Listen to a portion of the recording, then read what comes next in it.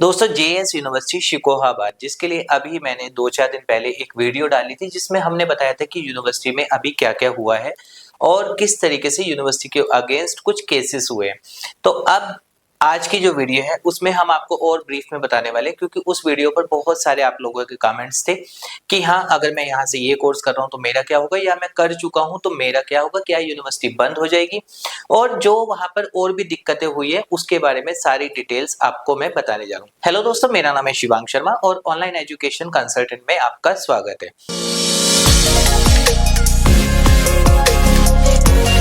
दोस्तों जैसे कि हमें पता है जेएस यूनिवर्सिटी का अभी राजस्थान में एक पीटीआई वैकेंसी आई थी जिसके बाद ये पता लगा कि बहुत सारे स्टूडेंट्स ने वहां पर फॉर्म दिया था और जेएस यूनिवर्सिटी के लिए डॉक्यूमेंट्स डाले गए थे कि हाँ, उन्होंने जो पास आउट किया है अपना बीपीएड वो जेएस यूनिवर्सिटी से किया है और उसके बाद सीट्स का जो घपला था वो सारी चीजें हमने पुरानी वीडियो में जो इससे पहली वीडियो अपलोड किया उसमें एक्सप्लेन किया था।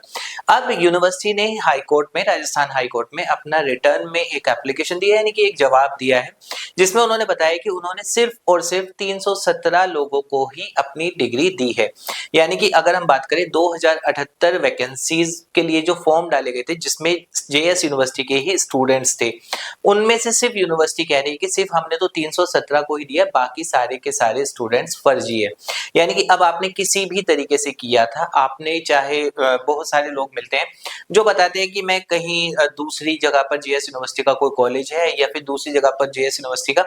कोई एग्जाम सेंटर है, हम तो वहां एग्जाम दे देते हैं। ऐसा बिल्कुल भी नहीं होता है। रेगुलर अगर आप कोई भी कोर्स करते हैं तो रेगुलर कोर्स में हमेशा होता क्या है कि आप यूनिवर्सिटी कैंपस में ही एग्जाम देते हैं और इसमें यहाँ पर ये जो गड़बड़ है कि कुछ लोग मिलते हैं जो कि बताते हैं हम जेएस यूनिवर्सिटी के साथ काम कर रहे हैं, हम जेएस यूनिवर्सिटी में एडमिशन करवा रहे हैं या फिर मैं जेएस यूनिवर्सिटी से पढ़ रहा हूँ लेकिन किसी XYZ पर्सन के थ्रू पढ़ रहा हूँ और एग्जाम वगैरह मेरे सब यही हो जाते हैं, उसके बाद वो होता है। तो यहाँ पर आपको दिक्कत आती ही आती है और खास तौर पे मैं हमेशा आपको बोलता हूँ कि अगर आप कभी भी कोई काउंसलिंग कोर्स करते हैं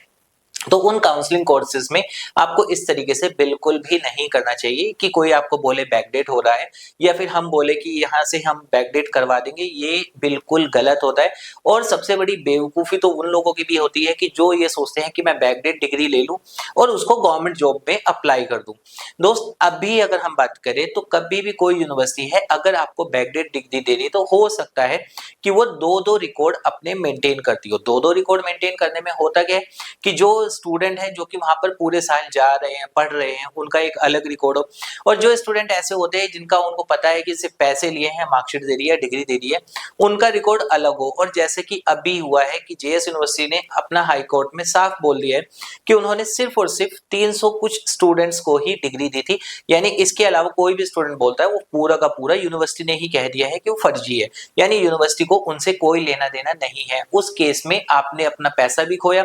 पैसे के साथ साथ अपना टाइम भी वेस्ट किया और टाइम के साथ साथ ये है कि अब अगर फर्जी डिग्री मामले में आपका नाम आता है तो आपके अगेंस्ट भी जो कानूनन कार्रवाई होगी उससे भी आपको एक भुगतना होगा कि हाँ, उससे भी गुजरना होगा।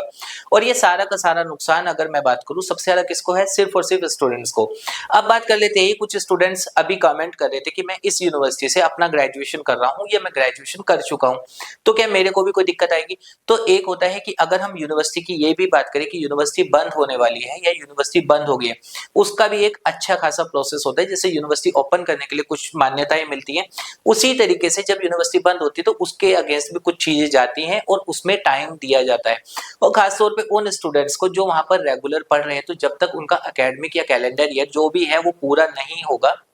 तब तक यूनिवर्सिटी को बंद नहीं किया जा सकता है, क्योंकि उस केस में उन स्टूडेंट्स के लिए नुकसान होता है कि वो अपनी आगे कंटिन्यू कैसे करें। और एक चीज और है कि अगर आप भी यहाँ से कोई कोर्स कर रहे हैं, मान के चलिए आप ग्रेजुएशन कर रहे हैं, मास्टर डिग्री कर रहे हैं और आपको लग रहा है कि हाँ, अगर इसी तरीके से यूनिवर्सिटी बदनाम हो रही है और बाद में मुझे आगे जाकर दिक्कत आएगी कि कहीं मैं भी अगर जॉब में लगाऊंगा गवर्नमेंट वैकेंसी में तो मुझे भी दिक्कत आएगी, तो अभी भी आपके पास ऑप्शन है कि आपने अगर यहाँ से फर्स्ट ईयर कंप्लीट कर लिया, सेकेंड ईयर कंप्लीट कर लिया है, आप किसी भी दूसरी अदर यूनिवर्सिटी पे क्रेडिट ट्रांसफर ले सकते हैं। क्रेडिट ट्रांसफर पॉलिसी क्या होती है वो सभी को पता होता है। अगर आपको नहीं पता है, वीडियो के डिस्क्रिप्शन में आपको वो मिल जाएगा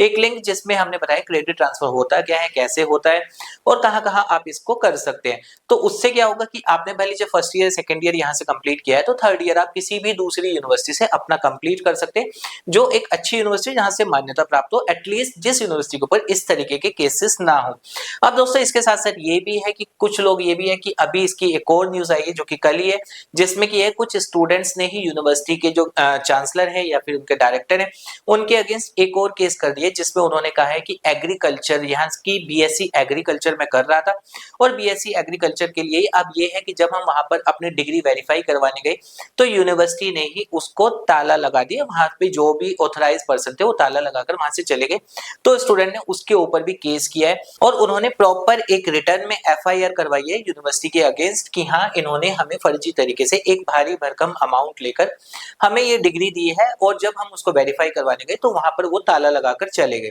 तो उसके अगेंस्ट एक और कार्रवाई हो चुकी है, जिसमें कि है आगे जाकर क्या निकलता है क्या नहीं होता है वो तो खैर बाद में ही पता लगेगा जब पूरी वेरिफिकेशन कंप्लीट हो जाएगी। लेकिन अभी हम बात करें तो आप लोगों को जो यहाँ से कोर्स कर रहे हैं, अगर आप भी इस तरीके से कर रहे हैं कि हाँ मैंने तो किसी दूसरे पर्सन को मैं जानता हूँ और वहीं पे सब कुछ हो रहा है, 100% आपका पूरा का पूरा वो फर्जी है। और अगर आप यूनिवर्सिटी कैंपस में ही रह रहे हैं, आप यूनिवर्सिटी एग्जाम दे रहे हैं, वहां पर डेली अटेंडेंस कर रहे हैं, तो 100% वो आपका जेन्युइन होने वाला है और ऐसे स्टूडेंट्स को कोई दिक्कत नहीं आने वाली है जो वहां पर प्रॉपर तरीके से पूरी चीजें कर रहे हैं। क्योंकि रेगुलर का मतलब ही होता है कि आप कॉलेज कैंपस में जाएंगे, यूनिवर्सिटी कैंपस में जाएंगे, वहां पर डेली क्लासेस लेंगे, 70% अटेंडेंस के साथ आपका एक मेंटेन होता है और उसके साथ साथ ये रहता है कि हाँ आपकी जो आगे की भी चीजें हैं वो सारी की सारी proper on record on time रहती है, जैसे कि यूनिवर्सिटी जब भी जो चीज करवाती होगी। ऐसा बिल्कुल नहीं होगा कि हाँ यूनिवर्सिटी के एग्जाम कुछ स्टूडेंट्स के लिए अलग टाइम पे हो रहे हैं, कुछ स्टूडेंट्स के लिए अलग टाइम पे हो रहे हैं। तो ये है कि अभी जो स्टूडेंट इस तरीके से कर रहे हैं, जो रेगुलर वहां पर जा रहे हैं, एग्जाम दे रहे हैं, सब कुछ कर रहे हैं, उन लोगों को कोई दिक्कत नहीं आने वाली। दिक्कत सिर्फ और सिर्फ उस स्टूडेंट्स को आएगी जो यहाँ पर इस तरीके से नहीं कर रहा है कि एग्जाम देने जा रहे हैं या एग्जाम भी कहीं और हो रहे हैं, उन लोगों को ये दिक्कत आने वाली है। तो दोस्तों ये था जीएस यूनिवर्सिटी के ऊपर अब नेक्स्ट अपडेट। उम्मीद करूंगा आपको पसंद आएगा और अभी भी अगर आपके कोई डाउट है आप कमेंट कर सकते हैं, हम उसका रिप्लाई आपको कर देंगे।